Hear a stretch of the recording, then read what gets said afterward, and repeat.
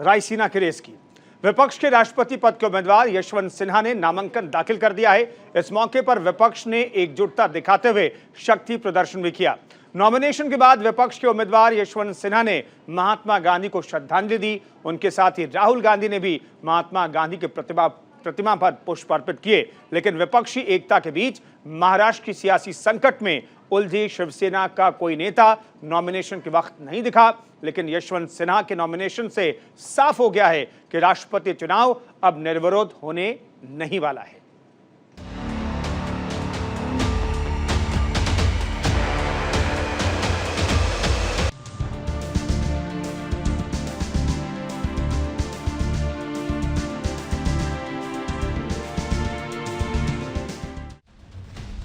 रायसीना की रेस दिन ब दिन दिलचस्प हो गई है। राष्ट्रपति पद के लिए विपक्ष के संयुक्त उम्मीदवार के तौर पर यशवंत सिन्हा ने अपना नामांकन दाखिल कर दिया।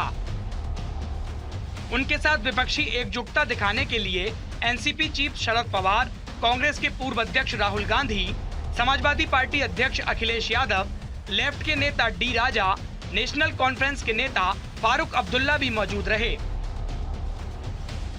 जिस वक्त पूर्व केंद्रीय मंत्री यशवंत सिन्हा अपना नामांकन दाखिल कर रहे थे, उनके दाहिनी तरफ राहुल गांधी और बाईं तरफ शरद पवार बैठे थे। लेकिन पवार काफी चिंतित दिखे।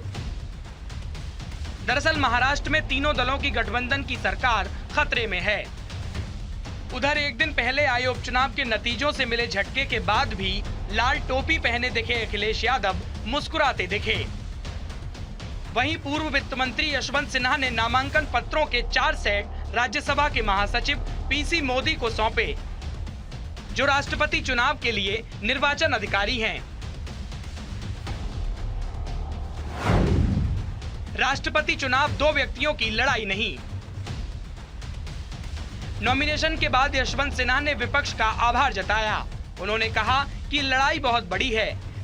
विपक्ष के राष्ट्रपति के उम्मीदवार यशवंत सिन्हा इतने पर ही नहीं रुके। उन्होंने कहा कि राष्ट्रपति चुनाव के लिए विपक्ष ने मेरे नाम का पहले ऐलान किया।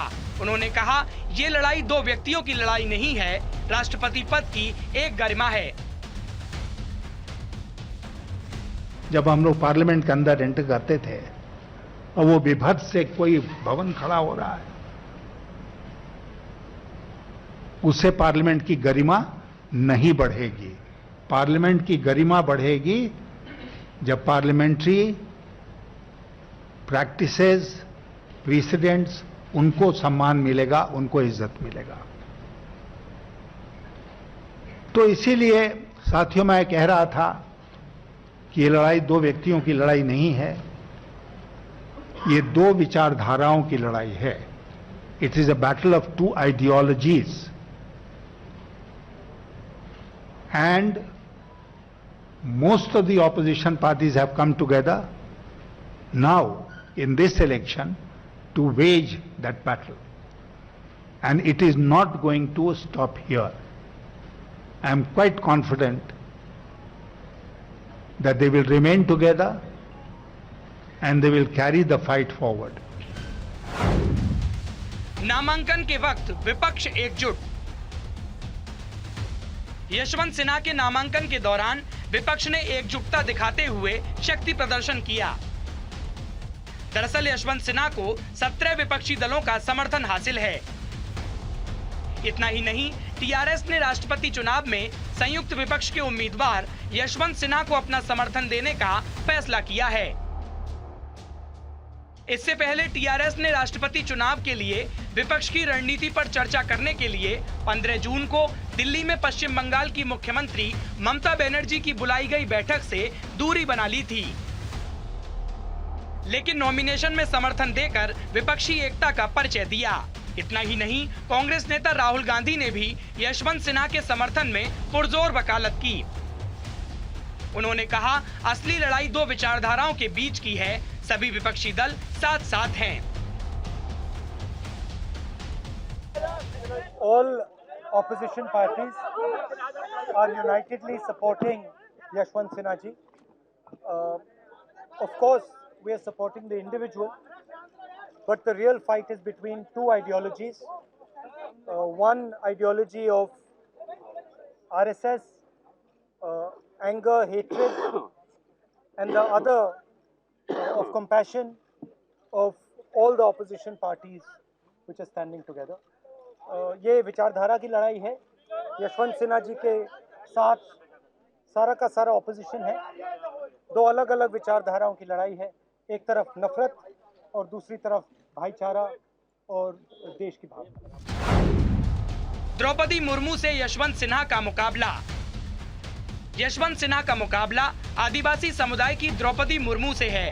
मुर्मू को बीजेपी के नेतृत्व वाले एनडीए का समर्थन हासिल है. वहीं यशवंत सिन्हा ने विपक्ष के इस दांव को लेकर कहा था कि एक व्यक्ति को ऊपर उठाने से पूरा समुदाय का उत्थान नहीं होता. राष्ट्रपति भवन में अगर एक और रबर स्टाम्प आ जाए तो यह विनाशकारी होगा. उन्होंने वादा किया था कि यदि वे चुनाव जीते तो किसानों, कामगारों, बेरोजगार युवाओं, महिलाओं और हाशिए पर पड़े समाज के सभी वर्गों की आवाज उठाएंगे.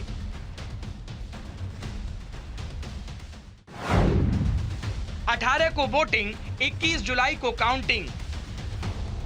राष्ट्रपति पद के लिए मतदान 18 जुलाई को होगा, जबकि 21 जुलाई को काउंटिंग होगी. समीकरण की बात करें तो विपक्षी दलों के गठबंधन यूपीए के पास संख्या बल कम है. एनडीए के पास कुल मिलाकर 5.26 लाख वोट हैं, जो कुल वोटों का लगभग 49% है. केवल 1% की और जरूरत है.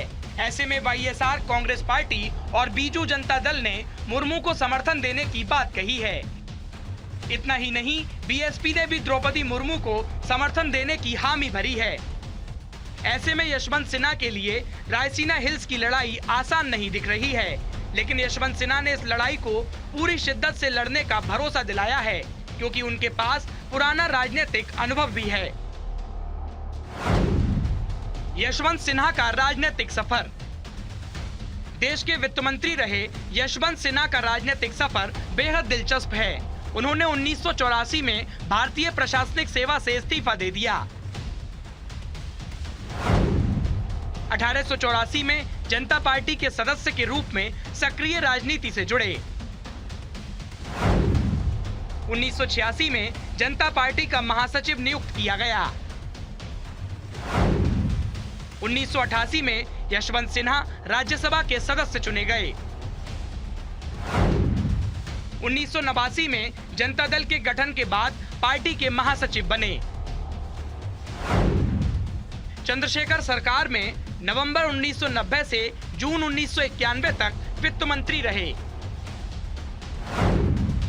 जून 1996 में भारतीय जनता पार्टी के राष्ट्रीय प्रवक्ता बने. मार्च 1998 में अटल सरकार में वित्त मंत्री की जिम्मेदारी मिली. वित्त मंत्री के बाद विदेश मंत्री भी रहे. 13 जून 2009 को यशवंत सिन्हा ने बीजेपी के उपाध्यक्ष पद से इस्तीफा दे दिया. उसके बाद हाल ही में टीएमसी में शामिल हो गए, लेकिन राष्ट्रपति पद के उम्मीदवार बनाए जाने के बाद वे टीएमसी से भी इस्तीफा दे चुके हैं. बहरहाल देश के बुजुर्ग नेता यशवंत सिन्हा का नाता सरकार और विपक्ष दोनों से रहा है. लेकिन राष्ट्रपति चुनाव में जब लड़ाई दो धड़ों की है, तो ऐसे में सियासत के पुराने योद्धा के लिए लड़ाई आसान नहीं दिख रही है. Bureau report, news India. तो ये रायसीना की रेस में द्रौपदी मुर्मू और यशवंत सिन्हा दौड़ रहे हैं, लेकिन कहा जा रहा है कि द्रौपदी मुर्मू यशवंत सिन्हा से कहीं ज्यादा आगे हैं. फिलहाल इस खास पेशकश में इतना ही. रुकेंगे एक छोटे से ब्रेक के लिए. आप बने रहिए न्यूज इंडिया के साथ.